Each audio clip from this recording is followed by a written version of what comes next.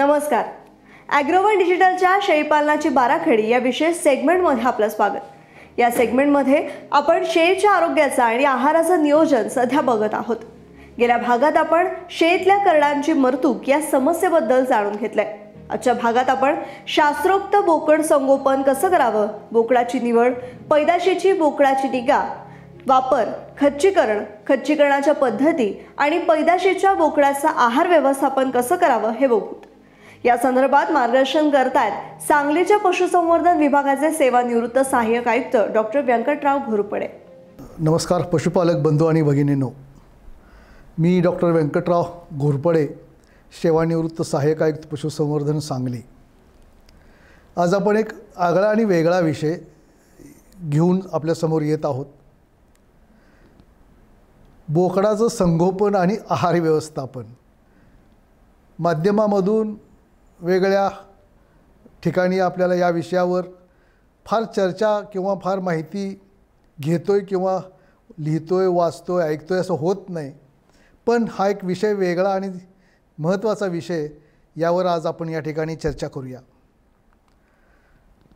लक्षात घ्या, कोणत्याही कळपाचं आरोग्य, कळपामध्ये निर्माण होणारी करडं कोकरं ही आणि ह्यांचे आरोग्य, यांची गुणवत्ता ही त्या कळपामध्ये वापरत असलेल्या बोकडावर अवलंबून असते. कारण बाजारामध्ये आज बोकडाचं मांस, मटण याच्या किमती दैनंदिन वाढत आहेत. खाल्लेल्या अन्नाचं मांसात रूपांतर करण्याचा गुणधर्म असणाऱ्या बोकडाचा जर वापर केला, चांगल्या बोकडाच्या वापरामुळं कळपात निर्माण होणारी करडं कोकरं ही चांगली निपजतील आणि त्याचा इनडायरेक्ट फायदा, नफा आपल्याला मोठ्या प्रमाणामध्ये बाजारातून मिळू शकतो. WHO शिफारशीनुसार प्रतिवर्षी 11 किलो मटण खाणं अपेक्षित आहे. असं असताना आज फक्त 7.65 किलो उपलब्ध आहे. अर्थात यामध्ये सगळं आलं, अगदी वऱ्हाच्या मटणापासून, पोर्कपासून, चिकन आणि इतर सगळ्या मांस धरलं तर ते 7.65 किलो होते.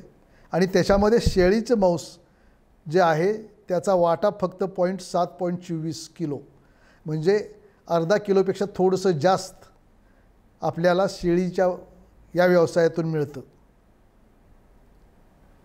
आरोग्यपूर्ण मांस, त्याची मागणी खूप वाढलेली आहे. कोविडच्या पार्श्वभूमीवर आपण पाहतो की प्रथिनेयुक्त आहार घ्या, आपली प्रतिकारशक्ती वाढवा, अशा पद्धतीचं आव्हान प्रत्येक ठिकाणी केलं जातं. आणि त्यामुळं या ठिकाणी शेळीच्या मटणाला मोठ्या प्रमाणामध्ये मागणी वाढल्याचं आपल्याला दिसून येतं. आणि त्याचा नेमका फायदा येणाऱ्या काळामध्ये आपण सर्व पशुपालकांनी, नवयुवकांनी विशिष्ट पद्धतीनं जर हा व्यवसाय केला तर निश्चितपणे चांगला फायदा आणि पैसा मिळवल्याशिवाय राहणार नाही. आता मगाशी मी सांगितल्याप्रमाणे कोणत्याही कळपातील करडा कोकरांचं आरोग्य, त्यांची गुणवत्ता ही आपण जो पैदाशीसाठी बोकड वापरणार आहोत त्याच्यावर अवलंबून असतं. तो मात्र आपण चांगल्या पद्धतीचा निवडणं अत्यंत आवश्यक असतं. तो कळपाचा राजा असतो असं म्हटलं तरी काय वावगं ठरणार नाही. ज्या पद्धतीच्या शेळ्या आपण खरेदी केलेल्या आहेत त्या पद्धतीच्या, त्या जातीचा, त्या प्रजातीचा बोकड आपण निवडला पाहिजे. चांगल्या किमतीचा महाग बोकड असेल किंवा कोणताही बोकड निवडल्यानंतर नजीकच्या पशुवैद्यकीय दवाखान्यात जाऊन तिथल्या पशुवैद्यकीय अधिकाऱ्यांच्या सल्ल्याने ब्रुसेला टेस्टिंग करून घेणं अत्यंत आवश्यक आहे. कारण ब्रुसेला असा रोग आहे की तो त्या बोकडांच्या मार्फत कळपामध्ये पसरतो, शेळ्यांच्यामध्ये गर्भपात होतो, करडांचं अकाली प्रसवणं किंवा करडा कमी वयाची जन्माला येतात आणि खूप मोठं नुकसान होतं. म्हणून ह्या रोगाची तपासणी आपण नियमित करून घेणं अत्यंत आवश्यक आहे. बोकड खरेदी करत असताना आज बाजारामध्ये आपण गेलो तर पुष्कळ आपल्याला त्या ठिकाणी विक्रीला आलेले असतात बोकड, पण त्या बोकडापासून निर्माण झालेली जी करडं आहेत, कोकरं आहेत, ती काय क्वालिटीची आहेत, दिसायला कशी आहेत, त्यांचा वजन वाढीचा वेग काय आहे, त्यांच्यामध्ये काही अनुवंशिक रोग किंवा अनुवंशिक डिफॉर्मिटीज काय आहेत हे कळेल का आपल्याला? तर नाही, निश्चित कळणार नाही. आणि म्हणून शक्यतो आपल्याला बोकड घ्यायच्या वेळेला एक 4-2 मोठमोठे शेडमध्ये जाऊन त्या ठिकाणी निपजलेल्या साधारण 1 वर्षापर्यंतच्या बोकडाची निवड आपण करावी. शेडमध्ये निवड केल्यामुळं त्या ठिकाणी त्या बोकडापासून निर्माण झालेली जी करडं आहेत ती काय क्वालिटीची आहेत, त्यांचा वजन वाढीचा वेग काय आहे, ती दिसायला कशी डौलदार आहेत का, अशा पद्धतीची सगळी पाहणी आपल्याला करता येते. आणि म्हणून शक्यतो शेडवर 2-4 ठिकाणी फिरूनच आपण निवड करणं केव्हाही चांगलं.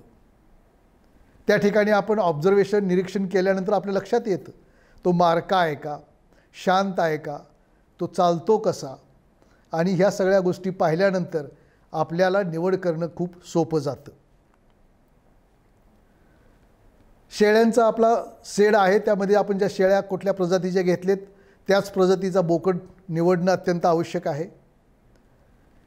निवडत असताना त्याचे जे अंडकोश आहेत ते समान एकाच आकाराचे, वेगवेगळ्या अँगलनी, तो कोणत्याही पद्धतीनं फार लोंबता असता कामा नये, त्याची उंची लांबी कमी जास्त असता कामा नये, हे सुद्धा पाहणं अत्यंत आवश्यक आहे.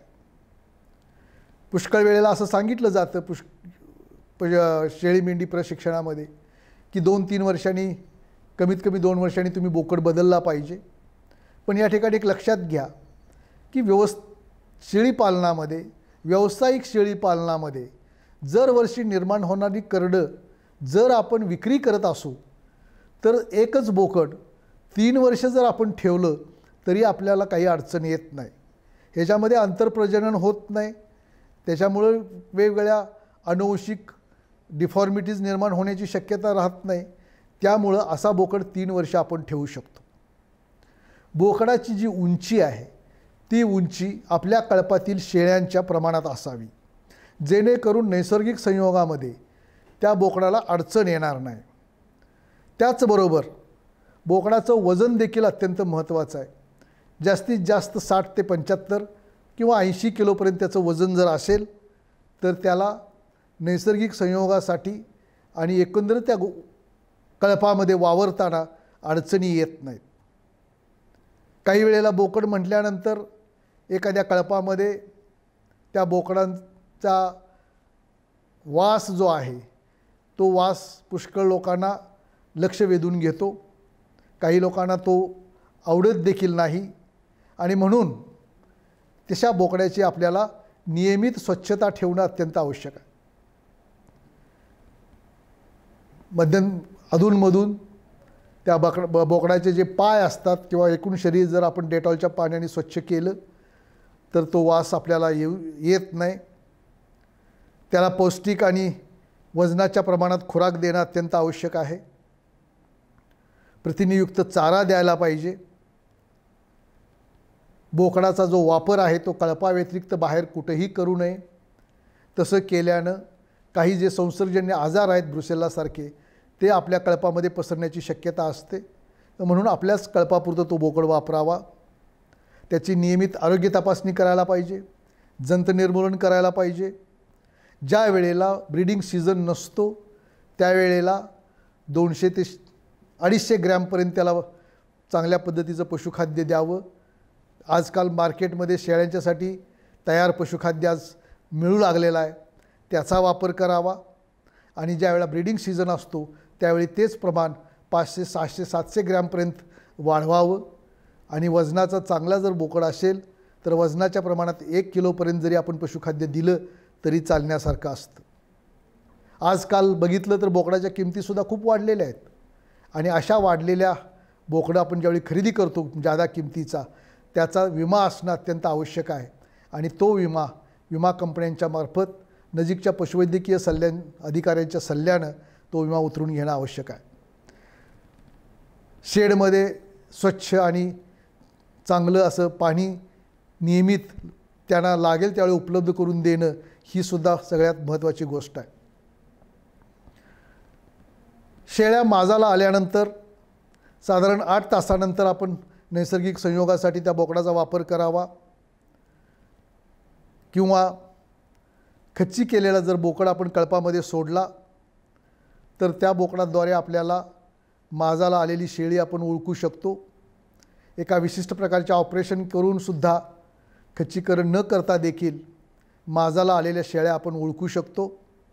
आणि अशा माजाला आलेल्या शेळ्या जर आपण व्यवस्थित दिवसभरामध्ये जर वेगळ्या केल्या आणि त्यांच्यासाठी जर आपल्या कळपामध्ये असलेल्या ज्या बोकडांचा वापर केला तर निश्चितपणे त्याचा फायदा आपल्याला होऊ शकतो.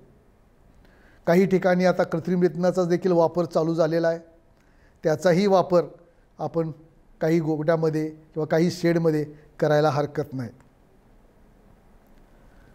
पैदाशीसाठी जे बोकड आपण वापरणार नाही आहे, करडं जी लहान निर्माण झालेली आहेत, नर करडं म्हणजे बोकडं, त्या बोकडांचं आपण योग्य वयामध्ये खच्चीकरण करणं आवश्यक आहे. 1 महिन्या वयाच्या पुढच्या नर करडांचं खच्चीकरण जर आपण केलं तर त्याचा निश्चित फायदा होतो. आणि तो फायदा म्हणजे त्याचे वजनवाढ चांगली होते. आणि वजनवाढ झाल्यामुळं आणि त्यांचा त्रास कमी झाल्यामुळं, खाण्याकडे लक्ष वेधल्यामुळं झालेल्या वजनवाढीचा फायदा बाजारामध्ये विक्री करून आपल्याला मिळवता येतो. आता खच्चीकरण म्हणजे दुसरं काहीच नाही आहे. अंडकोशामधून निर्माण झालेलं जे स्पर्म आहेत किंवा वीर्य आहे, ते वीर्य वाहून नेणाऱ्या ज्या नलिका आहेत आणि त्याचबरोबर अंडकोशासाठी रक्तपुरवठा करणाऱ्या आणि संवेदना पोचवणाऱ्या ज्या शिरा आहेत, त्याचं चिमट्याच्या साहाय्याने चिमटून त्या क्रश केल्या जातात. आणि हे जे सगळं दळणवळण आहे ते थांबवलं जातं आणि मग तो बोकड त्या ठिकाणी खच्ची केला जातो. आणि अशा पद्धतीचा रक्तपुरवठा आणि संवेदना बंद झाल्यानंतर वृषण किंवा टेस्टिकल जे आहेत त्याचा साईज कमी कमी होत जातो आणि आपलं खच्चीकरण व्यवस्थित झालं आहे हे सुद्धा आपल्या लक्षात येतं. खच्चीकरणामुळे बोकड शांत होतो, खाण्याकडे लक्ष लागतं, त्याची वजनवाढ चांगली होते. आणि हे अत्यंत सोपं तंत्रज्ञान आहे. ह्यासाठी बर्डिझो कॅस्ट्रेटर नावाचा एक मशीन म्हणण्यापेक्षा एक हत्यार असतं, त्याचा वापर केला जातो. आणि त्याचा वापर करून दवाखान्यामध्ये तज्ज्ञ व्यक्ती किंवा पशुवैद्यकीय अधिकाऱ्याकडून आपण या कॅस्ट्रेशन करू शकतो, खच्चीकरण करू शकतो.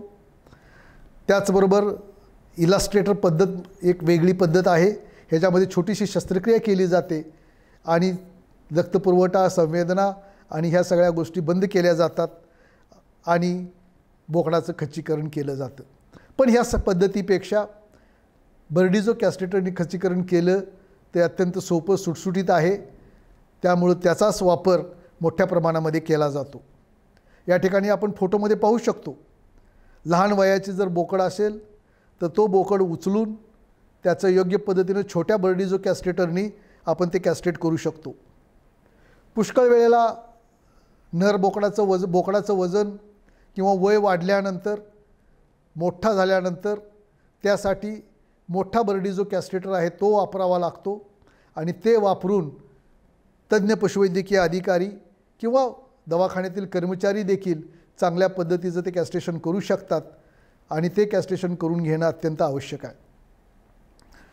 आता याचे फायदे काय आहेत तर इतर शेळ्यांना खच्चीकरण केलेलं बोकड त्रास देत नाही. मगाशी मी सांगितल्याप्रमाणे त्याचं खाण्याकडे पूर्ण लक्ष राहतं, त्याचं वजन चांगलं वाढतं. आणि मगाशी जे सांगितलं की अस्वच्छतामुळं राहण्याची शक्यता असते, त्याचं कारण हे बोकडांच्यामध्ये पायावर लघवीसारखी होत असते आणि ती लघवी नसल्यामुळं परत त्याचा वास वगैरे येत नाही, आंतरप्रजनन थांबतं, गर्भपात टाळले जातात आणि शांत झाल्यामुळं त्याचा सांभाळ चांगल्या पद्धतीने आपल्याला करता येतो. आणि एकूणच वजनवाढ होते आणि ह्या वजनवाढीमुळं पशुपालकाला त्याची चांगली किंमत बाजारामध्ये मिळते. आता खच्चीकरण करत असताना आपण काय काळजी घ्यायला पाहिजे? कळपातील जो बोकड आपल्याला खच्ची करायचा आहे तो पूर्ण विचारांती ठरवायचा. कारण एकदा खच्चीकरण केल्यानंतर आपल्याला परत काही करता येत नाही. आणि म्हणून जर एखाद्या बोकडामध्ये चांगल्या क्वालिटीज असतील, चांगले गुणधर्म असतील, तर त्याचा काळजीपूर्वक विचार करून ठरवावा आणि मगच खच्ची करावं. साधारण 3 आठवडे ते 1 महिन्याच्या पुढच्या वयात आपण खच्चीकरण केलं तरी चालतं. शक्यतो 2 महिन्यापर्यंत आपण खच्चीकरण करून घ्यावं. खच्चीकरण करण्यापूर्वी त्याला वेदनाशामक औषधं द्यावीत, जेणेकरून त्याचा त्रास त्याला होणार नाही. काही वेळेला खच्चीकरण केल्यानंतर आपण स्वतः त्या ठिकाणी कुठं जखम वगैरे झाली का ही पाहावी. जर जखम झाली असेल तर त्या ठिकाणी आयोडीन लावणं, मलम लावणं, औषधोपचार करून घेणं अत्यंत महत्त्वाचं आहे. जर जखम थोडीशी खोल असेल तर डॉक्टरांच्या सल्ल्यानं त्याला धनुर्वाताचं औषध इंजेक्शन देणं अत्यंत आवश्यक आहे. मगाशी सांगितल्याप्रमाणे ज्यावेळी पैदाशीचा काळ नसतो त्यावेळी पौष्टिक वैरण आपल्याला बोकडाला देणं आवश्यक आहे. आणि पैदाशीच्या काळामध्ये सुद्धा आपल्याला 400 ते 800 ग्रॅमपर्यंत चांगल्या पद्धतीचं पशुखाद्य, शेळींच्यासाठी विशेष बनवलेलं पशुखाद्य देणं अत्यंत आवश्यक आहे. ज्यावेळी आपण चरायला सोडत नसतो त्यावेळेला 2 ते 3 किलो हिरवी वैरण आणि तितकीच सुकी वैरण ही देणं अत्यंत आवश्यक आहे. प्रत्येक शेडमध्ये तंतुमय पदार्थ असलेले चांगल्या पद्धतीची वाळलेली सुकी वैरण असणं अत्यंत आवश्यक आहे. शेळ्यांच्या बाबतीमध्ये आपण त्याचा विचार कधी करत नाही. पुष्कळ वेळेला त्याकडं आपलं दुर्लक्ष होतं. पण शेळ्यांच्या आहारामध्ये सुकी वैरण असणं अत्यंत आवश्यक आहे. पशुखाद्यसुद्धा देत असताना 2 वेळा विभागून द्या. त्यामुळं फायदा असा होतो की एकाच वेळा दिल्यामुळं आंत्रविषारसारखे आजार होत नाहीत आणि त्याच्यामुळं नुकसान होत नाहीत. आणि म्हणून या सर्व बाबी आपण अत्यंत काटेकोरपणे पाळले तर आपल्या कळपामध्ये चांगल्या वजनाची, चांगल्या आरोग्यपूर्ण आणि वेगानं वाढ होणारी करडं आणि बोकडं निर्माण होतात. खच्ची केल्यामुळं त्यांचं वेगानं वजन वाढतं आणि त्याला पोषक आहार दिल्यामुळं चांगल्या पद्धतीचं वजन वाढलेल्या बोकडाच्या माध्यमातून बाजारामध्ये वजनावर विक्री केल्यानंतर आपल्याला त्याचा चांगला फायदा होतो आणि त्यातून चांगला फायदा आपण मिळवू शकतो. आणि म्हणून या पद्धतीनं बोकडाच्या संगोपनासाठी आपण कळपातील बोकड निवडण्यापासून सुरुवात करावी आणि चांगल्या पद्धतीनं बोकडाचं संगोपन करून 4 पैसे जादा मिळवावेत, एवढंच या ठिकाणी मी आपल्याला सांगू इच्छितो. धन्यवाद.